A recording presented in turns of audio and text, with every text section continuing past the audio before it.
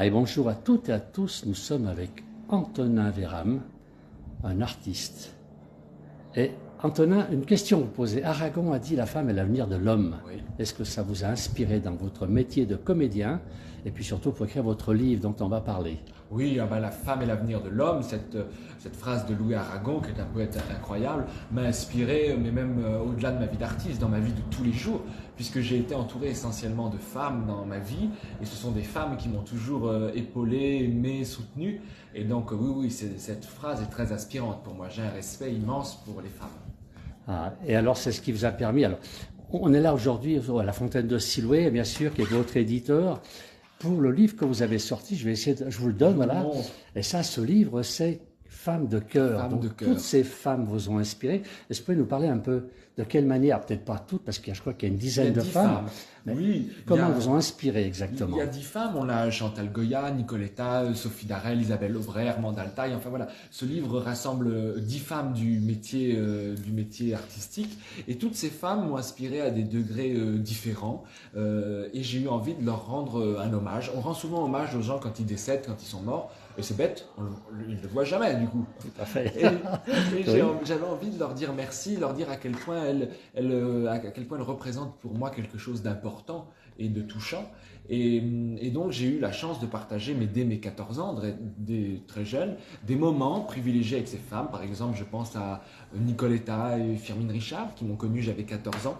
Et j'ai eu la chance de partager des moments au restaurant, des moments au spectacle, des moments plus privés, où elles m'ont inspiré, donné des conseils, des mots de vie, des petites notes de joie, et puis aussi des conseils sur ce métier d'artiste qui n'est pas simple, qui n'est pas facile. Et donc je me suis dit, mais j'ai cette chance, moi, de pouvoir pu partager ces moments et ces moments hors du temps, et j'avais envie de pouvoir les marquer et les garder sur feuille pour pouvoir les partager. Et c'est comme ça qu'est née l'envie d'écrire Femme de cœur. Et aussi l'envie d'être comédien, puisqu'aujourd'hui vous êtes un comédien. Ma première envie, c'était d'être comédien. Mon envie première, c'est ça, c'est le théâtre, c'est la comédie, c'est le drame, c'est tout ça. J'ai commencé très tôt.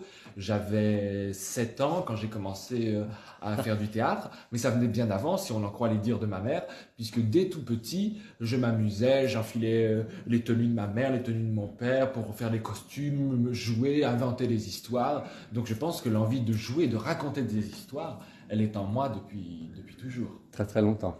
Ah oui, je pense. Et alors, qu'est-ce que ces femmes, est-ce qu'il y en a une en particulier, ou vous deux, qui vous ont dit, allez, Antonin, il faut y aller, parce que, ou elles vous ont donné, parce que c'est bien beau ce métier, c'est un métier difficile, le métier d'artiste, on est bien d'accord.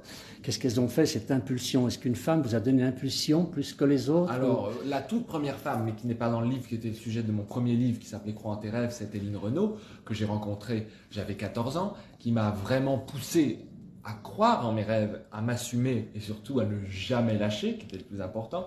Et puis après, oui, dans ces femmes-là, je pense tout de suite à Galia, qui est une ex-reine des nuits parisiennes, qui a dirigé le Carrousel, le Palace, l'Alcazar, qui était une femme du music hall, qui, quand je suis arrivé à Paris, comme une âme bienveillante, m'a un peu pris sous son aile et m'a apporté sa confiance et son amitié et son amour, son soutien, des choses primordiales quand on arrive à la capitale à 19 ans, qu'on quitte sa Savoie et que d'un seul coup tout est plus grand, tout est plus large, tout est plus bas.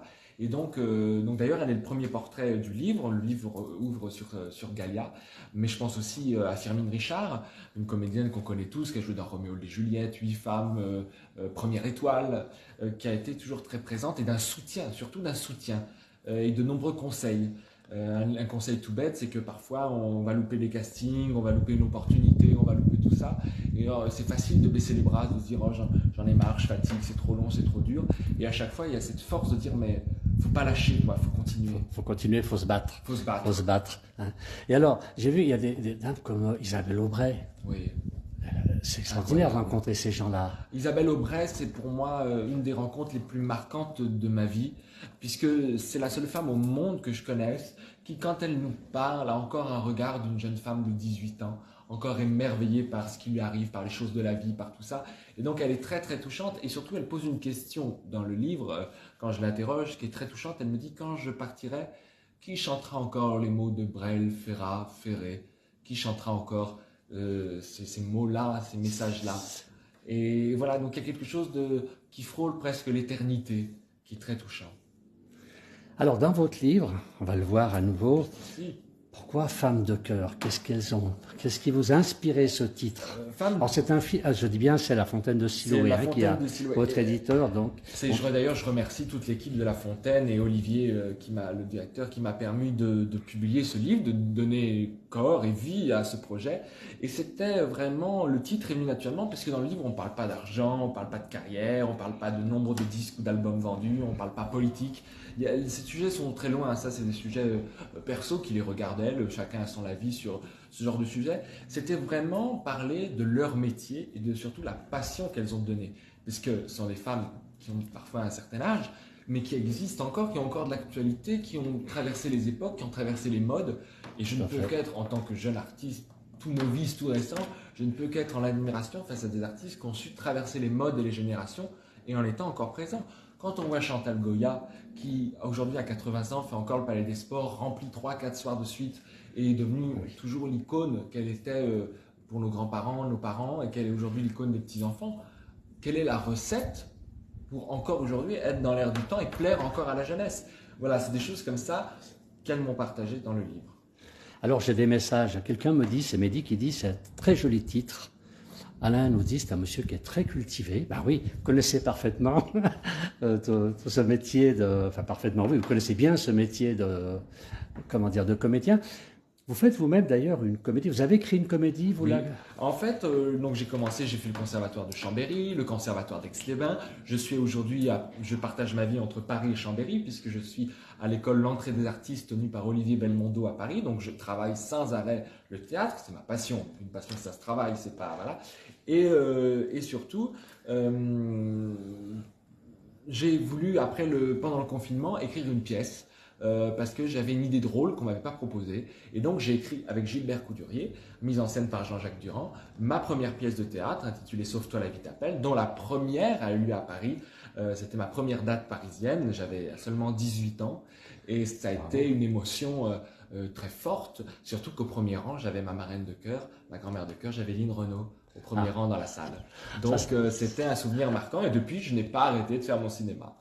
Alors vous avez fait cette pièce, vous en avez fait une autre actuellement qui tourne entre Paris et la Savoie. Oui, alors elle tourne en ce moment sur la Savoie, ça s'appelle Double Face, c'est un récital piano-voix où se mélange musique, texte, chant, théâtre, où j'ai voulu moderniser. On a souvent l'image du récital, le chanteur ou la chanteuse sur scène, debout avec un pied de micro, presque bateau. Et j'ai eu envie d'apporter avec Jean-Jacques Durand, toujours, une mise en scène, une mise en abîme, un décor, une histoire, des textes forts qui partent de Serge Reggiani à Grand Corps Malade. Et donc, je suis en tournée avec ce spectacle qui s'appelle Double Face. On sera ce vendredi au cloître du Prieuré au Bourget-du-Lac. On passe aussi par Aix-les-Bains et Chambéry. Et en septembre, on sera au théâtre de l'île Saint-Louis, donc à Paris. Donc, j'ai pas de plus grand plaisir que de faire ma comédie, de jouer, voilà. Et donc, vous savez, quand c'est une passion, je pense que peu importe la passion, que ce soit la passion de la cuisine, que ce soit la passion de la mécanique, que ce soit la passion, voilà. Quand c'est une passion, se donner à fond, se donner à 200%, c'est ça le secret, je pense. Tout à fait. Est-ce que vous avez un autre livre en projet? Est-ce que vous avez... j'ai pas fini de parler des femmes, c'est compliqué, j'ai que 10 femmes pour toutes les dire. 10 femmes, c'est bien, attendez, c'est pas n'importe quelle femme. J'ai Chantal Goya, Nicoletta, Sophie Darel, Isabelle Aubray, Galia Salimo, Cyrielle Claire, qui jouait dans Le Professionnel aux côtés de Jean-Paul Belmondo, Juliette Tressanini, Firmine Richard, Gilles Caplan, Armand Altaï, mais j'ai encore plein d'autres femmes avec qui j'aimerais recueillir des propos, des expériences. Donc, qui sait, peut-être un tome 2 un jour.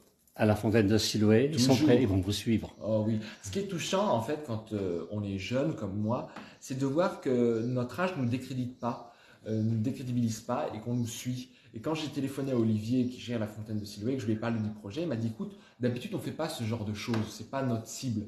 Mais je ne peux pas dire non à un jeune motivé qui a envie, qui est du coin et qui mène le projet jusqu'au bout.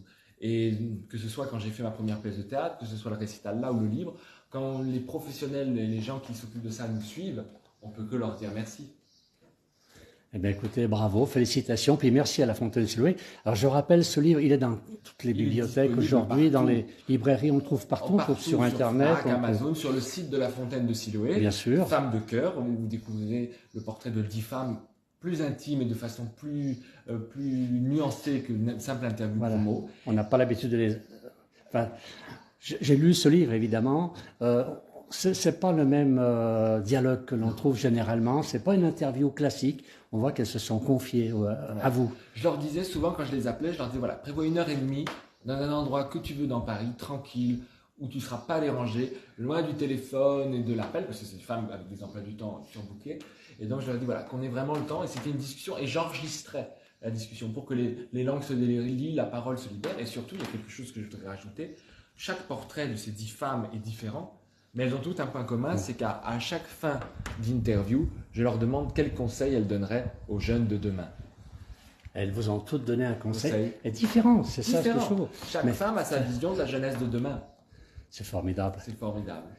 Eh bien, écoutez, Antonin, merci beaucoup. Merci. On va essayer d'aller voir, parce qu'on va mettre les dates, on les trouve sur votre page Facebook. Sur ma page Facebook Antonin Vera, mais sur mon site également. Bien sûr. Et puis je remercie la place du village qui vient, qui se déplace, qui rencontre toutes les personnes, des artistes, des non-artistes. Et ça, c'est formidable. C'est très très gentil à vous. En plus, dans un décor magnifique, regardez, on est à la fontaine de Siloué, regardez Chambéry derrière nous, et puis alors un ciel bleu.